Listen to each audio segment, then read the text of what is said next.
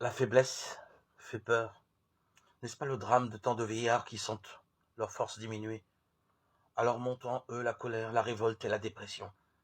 Ils ne sont plus des personnes qui attirent par leur charme et leur joie de vivre. Au contraire, leur dépression rend pénibles les rencontres.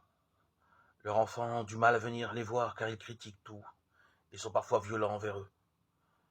Les personnes âgées se rendent compte de leur agressivité, de leur manque de joie et de paix.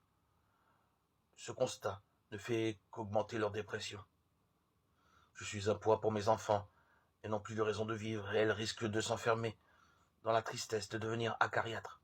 Le passage de la force et des capacités activées à la faiblesse et à l'incapacité n'est pas facile à faire. Ce passage implique des changements très importants sur le plan humain et il est d'autant plus difficile à gérer que toute sa vie on a voulu paraître fort, avoir une place active et intéressante, être reconnu, monter en grade, s'élever dans l'échelle sociale. La faiblesse apparaît alors comme une déchéance. Ne plus avoir de place ou d'activité reconnue creuse un vide au fond de l'être. Ce vide laisse percer l'angoisse et le manque de confiance en soi. Naît alors la culpabilité.